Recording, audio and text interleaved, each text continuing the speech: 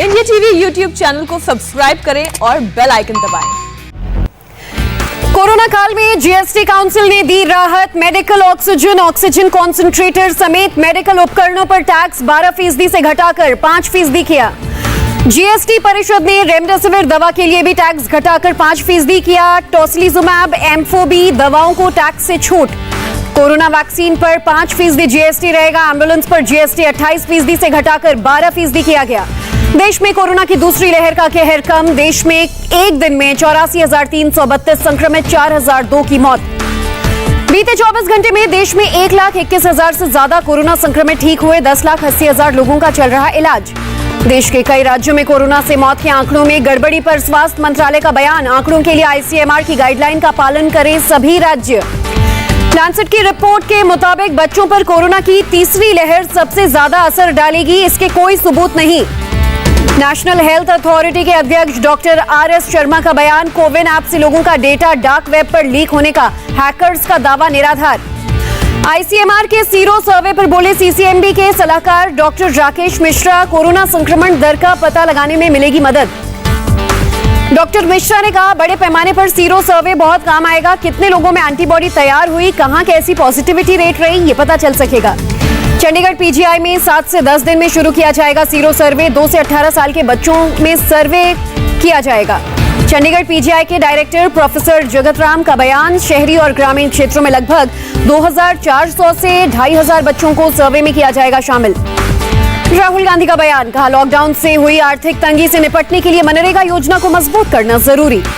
राहुल गांधी ने पीएम मोदी पर साधा निशाना। ट्वीट कर लिखा, महामारी, महंगाई, बेरोजगारी देखकर भी बैठा है मौन। जन जन जानता है जिम्मेदार कौन। प्रियंका गांधी ने पीएम मोदी पर साधा निशाना। कहा, डरपोक की तरह व्यवहार करते हैं पीएम। देश की प्रतिष्ठा गिराने का आरोप लगाया।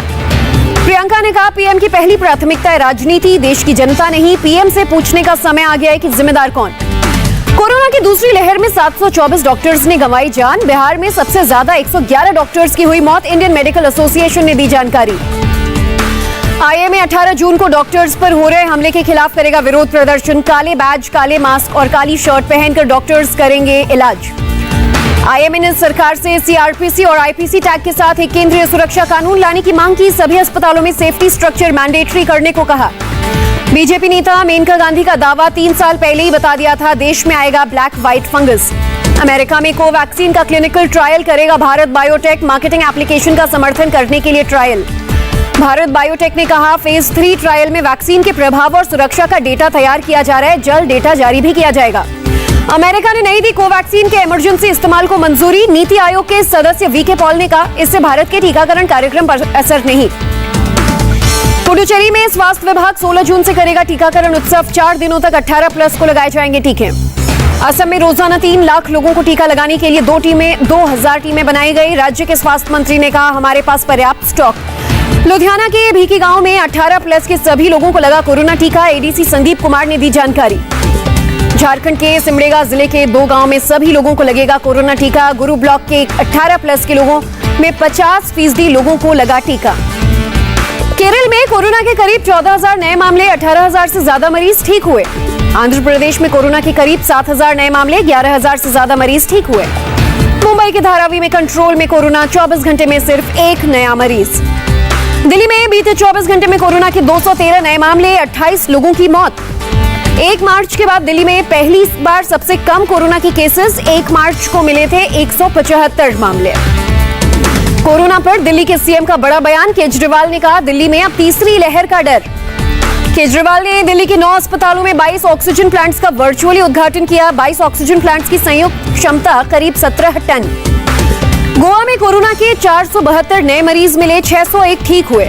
मणिपुर में पिछले 24 घंटे में कोरोना के 554 नए मरीज मिले, 15 की गई जान। सीएम योगी आदित्यनाथ ने टीम 9 के साथ की बैठक। यूपी में कोरोना के हालात पर की चर्चा। मध्य प्रदेश के सागर जिले में सीएम शिवराज सिंह चौहान ने किया 200 बेड के अस्थायी कोविड अस्पताल का उद्घाटन। केंद्रीय मंत्री धर्मेंद्र प्रधान भी रहे मौजूद। कोरोना से अनाथ हुए बच्चों की मदद करेगी राजस्थान सरकार। एक बार में 1 लाख रुपए और 18 साल तक हर महीने 2,500 रुपए देगी सरकार। राजस्थान सरकार अनाथ बच्चों के 18 साल पूरे होने पर 5 लाख रुपए की मदद भी देगी। मुख्यमंत्री कोरोना बाल कल्याण योजना से मिलेगा लाभ। उत्तर प्रदेश के प्रतापगढ़ में बना कोरोना माता का मंदिर, पूजा के साथ दिया कोविड गाइडलाइंस फॉलो करने का संदेश। श्रीनगर में डीआरडीओ के बनाए कोविड अस्पताल में शुरू हुई मरीजों की भर्ती। अस्पताल में बच्चों के लिए 25 बेड रिजर्व। डीआरडीओ ने सिर्फ 17 दिन में बनाया अस्पताल। मदद के लिए आगे आया Hyundai मोटर फाउंडेशन। तमिलनाडु के कांचीपुरम में प्रशासन को ऑक्सीजन कॉन्सेंट्रेटर्स और पीपीई किट सौंपे। कर्नाटक में 18 जून की शाम 7 से 21 जून की सुबह 5 बजे तक रहेगा वीकेंड कर्फ्यू। बाकी दिनों में भी लागू रहेंगे नाइट कर्फ्यू। संयुक्त राष्ट्र महासचिव एंटोनियो गुटेरेस ने अमेरिका और ब्रिटेन को कोरोना प्रभावित देशों को वैक्सीन देने के फैसले का स्वागत किया। एंटोनियो गुटेरेस ने कहा कि कोरोना से हम वैश्विक स्तर पर जंग लड़ रहे हैं। ये समझना होगा कि समझना भी होगा कि G7 देशों ने वैक्सीन साझा करने का संकल्प लिया है। ब्रिटेन के कॉर्नवॉल में सेव द चिल्ड्रन के कार्यकर्ताओं ने कोरोना के मारे गए लोगों की याद में मिनट का रखा मौन। ब्रिटेन सरकार 4 हफ्ते की देरी से लॉकडाउन हटाने पर कर रही विचार। 21 जून से हटना था लॉकडाउन। रूस में कोरोना संक्रमण में तेजी। एक हफ्ते में 47% केसेस बढ़े। मॉस्को कोरोना से बुरी तरह प्रभावित। हज को लेकर सऊदी अरब का ऐलान। सिर्फ 60,000 स्थानीय लोग ही कर सकते हैं हज। दूसरे देशों के लोगों को अनुमति नहीं।